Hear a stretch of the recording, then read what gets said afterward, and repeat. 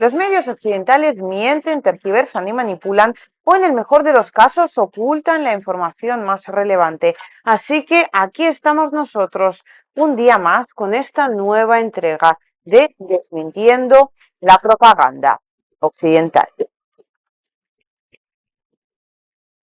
Mientras estoy andando, bueno, ahora dudo mucho que se vayan a escuchar en el móvil, pero de fondo hay unos sonidos de llegadas que lo alucinas. Al final te acostumbras, o sea, ya no sé, que es mi cuarta vez aquí, cuarta temporada, y ya no te causa, o sea, la primera sí, se me veía con una sensación cada vez que llegaba algo. Y ahora, bueno, pues simplemente asumes que es parte de la normalidad. Dicho esto, recordad que la última actualidad de esta región, muy particularmente la ciudad de Donetsk, está en mi canal de Telegram, y mientras tanto vamos a hacer un breve resumen de lo que ha ocurrido en el escenario geopolítico internacional. Vamos a comenzar desde la noticia que, comenzamos a comentar en el informe anterior, que tiene que ver con la vuelta del PMC Wagner a la zona de la operación militar especial. ¿Qué importancia tiene esto, sobre todo para el continente africano? Bueno, ya sabéis que en los países como Mali, Burkina Faso, el PMC Wagner ha hecho una inmensa labor ayudando a mantener a raya todo tipo de formaciones armadas, grupos terroristas, y que allí, pues digamos que ha ofrecido resistencia o ha ayudado a los regímenes de dichos países a ofrecer resistencia directamente a Occidente, en este caso representado por Francia. Francia sigue intentando desestabilizar la región, y ahora que los grupos principales, o sea, el núcleo duro del PMC Wagner, son ya 3 unidades las que han salido para la zona de la operación militar especial, pues abandona el continente africano, la situación muy probablemente se vaya a complicar bastante en Mali y posteriormente muy probablemente también en Burkina Faso. ¿Qué peculiaridades tiene esto? Si bien en Mali ya están acostumbrados a convivir con constante presencia de todo tipo de grupos terroristas, no hay que perder tampoco de vista el hecho de que los gobiernos que han llegado a raíz de los diferentes golpes de Estado, los gobiernos que ahora no son para nada pro-occidentales, sino que más bien guardan simpatía con Rusia, lo primero que prometieron fue precisamente eso. O sea, el gran reclamo de la población africana era ese, el de la seguridad, el de que los grupos terroristas por fin pudieran mantenerse a raya, o mejor dicho, que hubiera un régimen que los pudiera mantener a raya. Claro, si en Mali con esta situación han convivido de una forma bastante tranquila, en el sentido de que pues están acostumbrados a ella, en Burkina Faso la inestabilidad que la situación en cuestión causaba dentro del país causaba también, a su vez, valga la redundancia, más revueltas populares y como consecuencia más golpes de Estado. ¿Por qué digo que Francia ahora pues va a retomar su papel de malmeter en la región y por lo tanto tratar de desplazar toda la influencia rusa que pudiera haber en ella? Muy fácil. Tened en cuenta que es precisamente Francia, bueno, en el caso de estos 2 países en concreto, en otros países pues son otros países occidentales, la que financia estos diferentes grupos para que al final hagan de palanca desestabilizando la situación en la región. Burkina Faso además es un punto mucho más estratégico que Mali, y si bien pues en Mali esto ya está sucediendo prácticamente a gran escala y era el PMC Wagner el encargado de tratar de mantenerlo a raya de la mejor manera posible, en Burkina Faso la situación muy probablemente vaya a complicarse a medida de que Mali, o sea, el ejército de Mali y los grupos del PMC Wagner que todavía queden en el país vayan desplazando a esos grupos terroristas hacia la frontera con Burkina Faso. En Burkina Faso, repito, esto de llevarse a cabo, o sea, de volverse muy activos estos grupos, muy probablemente la conmoción popular sería muchísimo mayor y la gente, o sea, ¿a qué juega Francia en última instancia?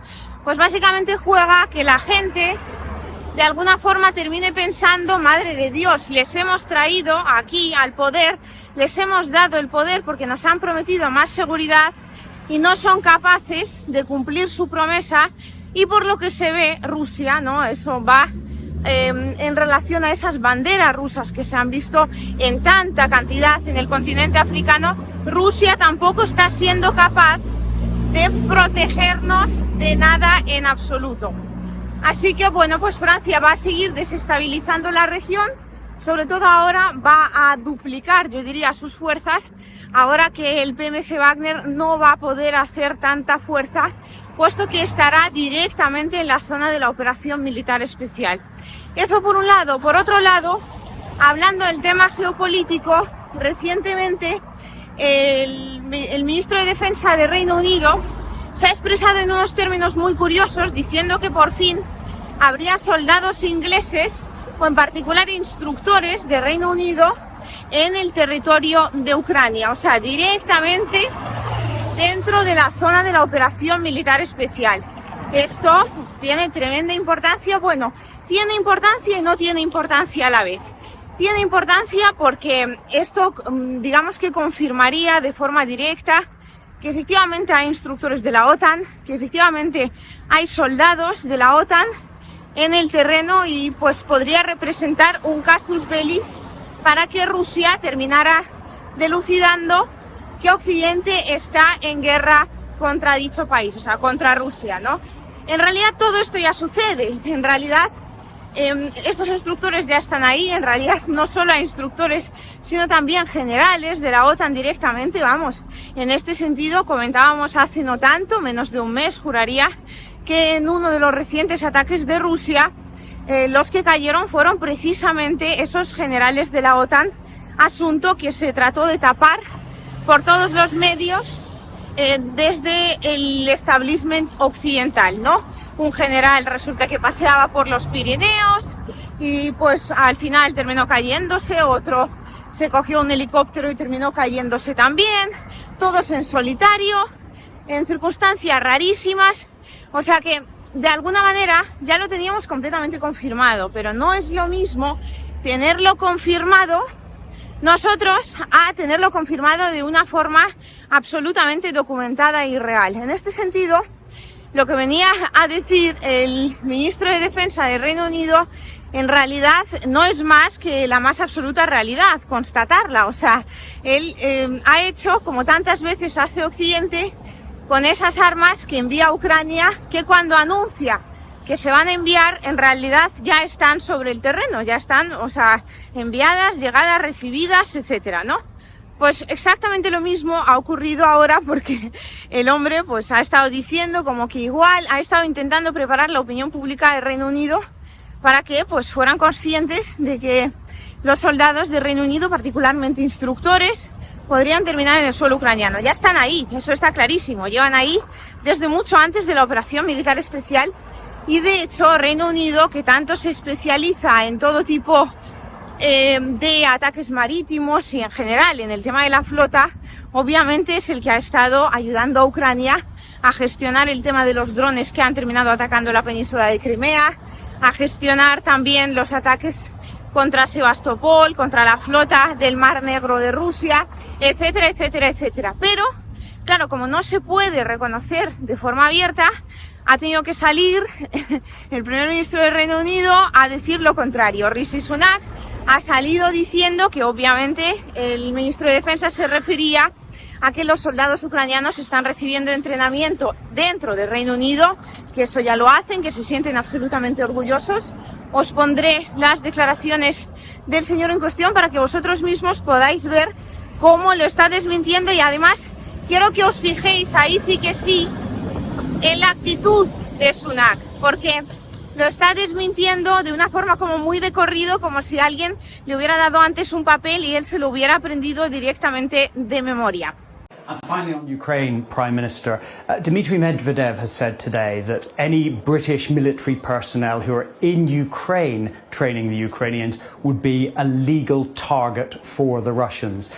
Can you see a time when British troops will be in Ukraine training the Ukrainians, as your Defence Secretary has suggested? Yeah, I think there's been some misreporting about this, so I'm pleased to just be absolutely clear about what's happening. Now, people will know for a long time that we've been training Ukrainian citizens and soldiers. We've been doing that here in Britain. We've taken a lead on that, and lots of other countries have joined our effort, and it's making a huge difference, and we'll continue to do that. And what the Defence Secretary was saying was that it might well be possible one day in the future for us to do some of that training in Ukraine. But that's something for the long term, not the here and now. There are no British soldiers that will be sent to fight in the current conflict. That's not what's happening. What we are doing is training Ukrainians. We're doing that here in the UK. It's something that everyone should be proud of because it's making an enormous difference. The Ukrainians are very grateful for it, and it's something that lots of other countries have joined us in doing.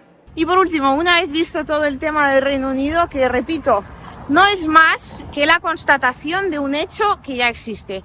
Rishi Sunak no puede hacer otra cosa, tiene que desmentirlo por activa y por pasiva, pero en realidad, tanto su actitud como lo que hemos venido comentando a lo largo de estos muchísimos ya meses, nos demuestra absolutamente lo contrario. Incluso salieron en su momento noticias de los medios occidentales que venían a decirnos que sí había personal militar de Reino Unido sobre el terreno. Lo que pasa es que lo decía en el sentido de que estaba, como no, guardando la embajada de Reino Unido. Bueno, sí, lo que tú quieras. Eso, y por último, me gustaría compartir con vosotros una intervención del recién electo, el que de momento no es primer ministro, tendría que formar gobierno, a ver si lo consigue o no, pero sí que su partido ha ganado las elecciones. Pues ganador, ¿no?, de las elecciones, o líder del partido ganador de las elecciones en Eslovaquia, porque ahora en los medios occidentales hay un fuerte relato de que este hombre pues es prorruso y de que además Rusia podía haber influido en las elecciones. No es prorruso, es proeslovaco, y quiero que veáis la intervención en cuestión para comprender exactamente por qué desde Occidente se le tiene tanta tirria a este hombre. V médiách sa otvorene hovorí o tom, že v radoch ukrajinskej armády sú čistí fašisti. Zoberte si pluk z Azova, ktorý je preukázateľne fašistický pluk. Viete, čo je na Slovensku povedané, že banderovci a takíto všelijakí, ktorí bojujú, to sú iba nejakí uliční bitkári na okraji spoločnosti. Ja som ešte ale nevidel uličného bitkára so samopalom a tankom, alebo s delom. Oni sú predsa súčasťou konkrétnej armády a robia hrozné veci. Dokonca sme šokovaní, že im naťahujú červené koberce v zahraničí.